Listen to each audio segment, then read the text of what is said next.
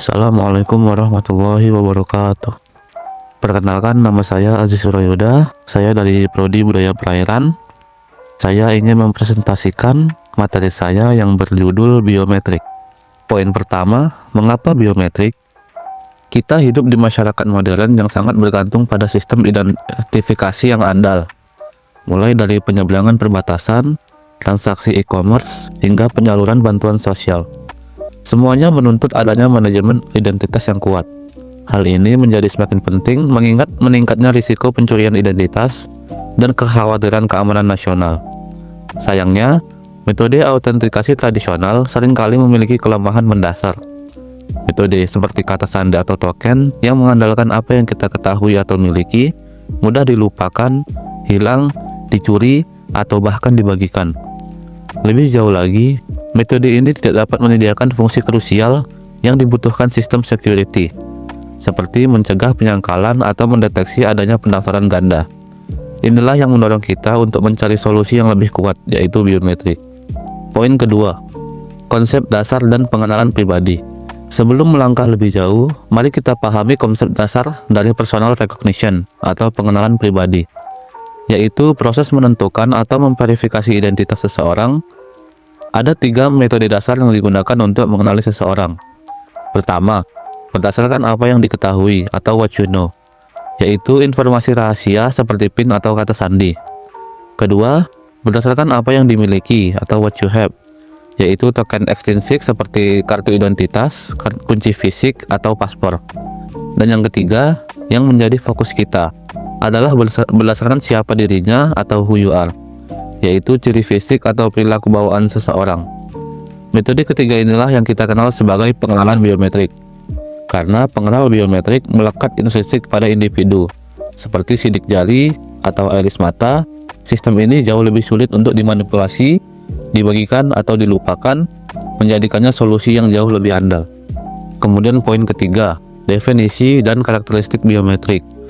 Secara definitif, biometrik adalah ilmu untuk menetapkan identitas seseorang berdasarkan karakteristik fisik atau perilaku yang dimiliki individu tersebut, baik secara otomatis penuh maupun semi otomatis. Karakteristik ini biasa kita sebut sebagai modalitas. Contoh modalitas fisik meliputi sidik jari, wajah, iris mata, atau geometri tangan. Sementara modalitas perilaku mencakup suara, tanda tangan, atau gaya berjalan. Agar sebuah ciri dapat dianggap sebagai biometrik yang efektif, ia harus memenuhi beberapa kriteria kunci, seperti kekhasan atau uniqueness, di mana ciri tersebut harus unik antar individu, keawetan atau permanence, di mana ciri tersebut tidak boleh berubah seiring waktu, keterukuran atau measurability, di mana ciri tersebut dapat diakuisisi dan diproses, dan yang terakhir adalah kinerja atau performance yang mengacu pada tingkat akurasi dan kecepatan sistem. Poin kelima, arsitektur sistem biometrik. Sebuah sistem biometrik beroperasi melalui 2 tahapan utama dan terdiri dari 4 blok penyusun dasar.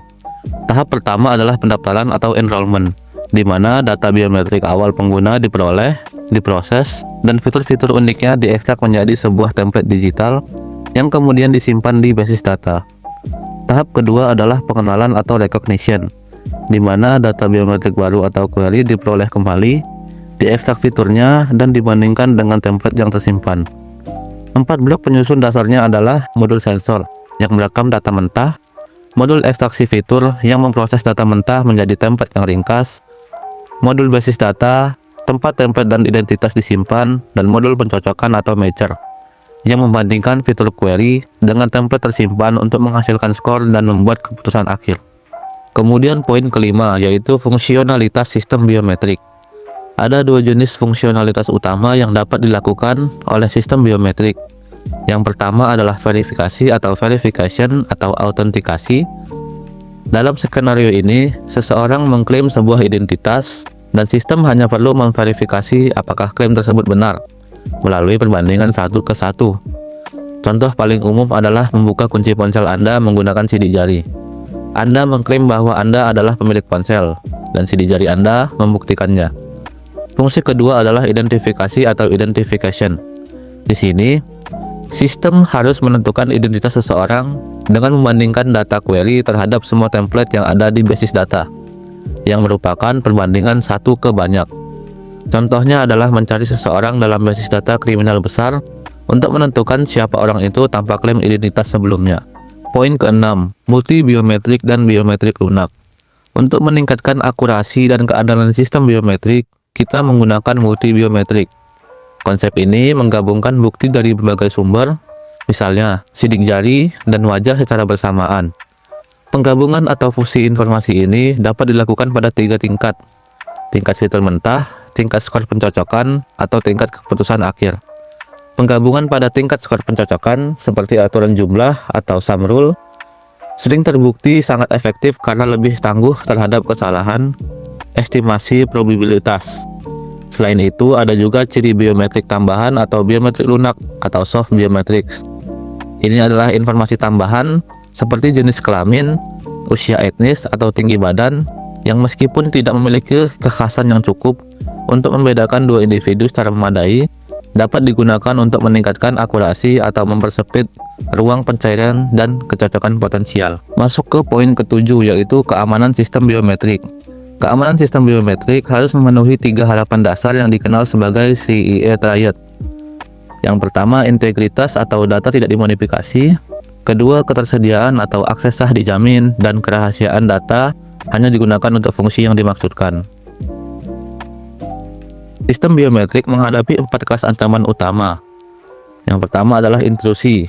Ini adalah yang paling serius, yaitu ketika pengguna tidak sah mendapat akses, melanggar integritas. Ancaman lain termasuk denial of service atau DOS, di mana pengguna sah dicegah mengakses. Kemudian penolakan atau repudiation, di mana pengguna sah menyangkal penggunaan layanan. Dan fungsi merayap atau function creep, yaitu penyalahgunaan data untuk tujuan lain yang tidak dimaksudkan. Kemudian masuk ke poin ke-8 dan yang terakhir, yaitu kesimpulan. Sebagai penutup, biometrik telah membuktikan dirinya sebagai teknologi yang kuat dan penting untuk manajemen identitas yang andal di era digital, menawarkan keunggulan signifikan dibandingkan metode tradisional. Dan kedepannya dapat dipastikan bahwa penerapan biometrik akan semakin mempengaruhi cara kita dikenali dan berinteraksi dalam berbagai layanan. Sekian dari saya, itu saja yang dapat saya sampaikan. Lebih dan kurang saya mohon maaf. Terima kasih. Wassalamualaikum warahmatullahi wabarakatuh.